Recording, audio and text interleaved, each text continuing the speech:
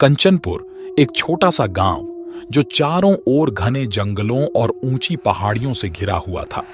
यह गांव जितना शांत और सुंदर दिखाई देता था, उतना ही उसके इतिहास में छुपे हुए भयावह रहस्यों से अनजान था। कंचनपुर के बारे में वर्षों से एक भयानक कथा सुनाई जाती थी, जिसे लोग कर्ण पिशाच की कहानी के नाम से जानते थे। कहानी की शुरुआत वर्षों पहले की है, जब गांव में कर्ण नाम का एक युवा योद्धा रहता था। कर्ण अपनी बहादुरी और ताकत के लिए पूरे गांव में विख्यात था, लेकिन उसकी बहादुरी के साथ साथ उसमें एक भयानक अभिमान भी समाहित था। गांव वालों ने हमेशा उसे आदर से देखा, लेकिन उसके अंदर का घमंड उसे धीरे धीरे अंधकार की ओर ले जा रहा था। वह न किसी की सलाह सुनता था और न ही किसी का मान रखता था। गांव के बुजुर्ग लोग हमेशा कहा करते थे कि गांव के पास के जंगल में एक भूतिया शक्ति का वास है। लोग उस जंगल में सूर्यास्त के बाद जाने से मना करते थे। कई कहानियां जंगल से जुड़ी थीं, अजीब आवाजें, रहस्यमयी परछाइयां और लोगों के अचानक गायब होने की घटनाएं। लेकिन कर्ण को इन कहानियों पर विश्वास नहीं था। वह उन्हें केवल गांव वालों की डरावनी कल्पनाएं समझता था। उसका मानना था कि ऐसी कोई शक्ति नहीं है जो उसे चुनौती दे सके। एक दिन गांव में कुछ अजीब घटनाएं होने लगीं। रात को लोगों ने जंगल से आती भयानक चीखें सुनी। कुछ लोगों ने दावा किया कि उन्होंने एक भयानक परछाई को गांव के किनारे देखा था। गांव के बुजुर्गों ने इसे पिशाच का संकेत माना। उन्होंने गांव वालों से कहा कि अब पिशाच जाग गया है और अगर उसे शांत नहीं किया गया तो पूरे गांव पर संकट आ सकता है। लेकिन कर्ण ने इन बातों को हंसी में उड़ा दिया।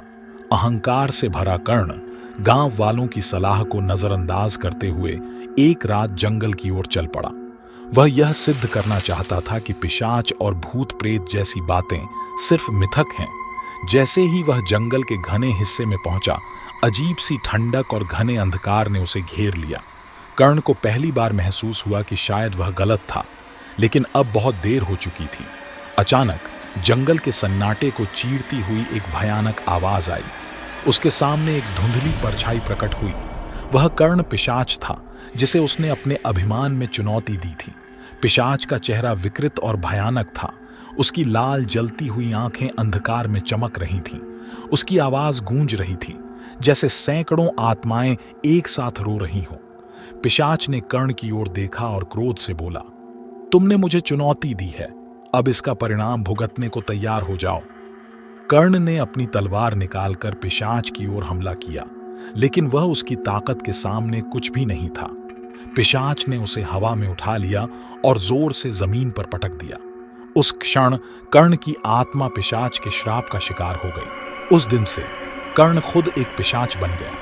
वह न तो जीवित था और न ही पूरी तरह से मृत। उसका शरीर जंगल में गायब हो गया, लेकिन उसकी आत्मा हमेशा के लिए उस जंगल में भटकती रही। कर्ण, जो कभी साहसी और अभिमानी योद्धा था, अब एक भयानक पिशाच बन चुका था, जो रात में गांव के लोगों को डराने लगा। गांव में रात के समय अजीब घटनाएं होने लगीं। लोग दावा करते थे कि उन्होंने कर्ण पिशाच को गांव के किनारे देखा है। उसकी लाल आंखें अंधेरे में चमकती हुई और उसकी छाया गांव के घरों के पास मंडराती थी। कई लोग रातों को जागकर उसकी चीखें सुनते थे। धीरे धीरे गांव वालों का जीवन आतंक से भर गया। वे रात होते ही अपने घरों में बंद हो जाते और कोई भी बाहर जाने की हिम्मत नहीं करता। वर्षों तक कर्ण पिशाच का आतंक गांव पर छाया रहा। गांव वालों ने कई बार उसे शांत करने की कोशिश की, लेकिन हर बार असफल रहे। एक दिन गांव में एक साधु आया, जिसका नाम था स्वामी अघोरानंद। स्वामी अघोरानंद तंत्र मंत्र और अघोरी विधाओं में निपुण थे। उन्होंने गांव वालों से पिशाच के बारे में सुना और उन्हें भरोसा दिलाया कि वह कर्ण पिशाच की आत्मा को मुक्त कर सकते हैं। साधु ने गांव के सबसे पुराने मंदिर में एक विशेष अनुष्ठान का आयोजन किया। यह अनुष्ठान कई दिनों तक चला।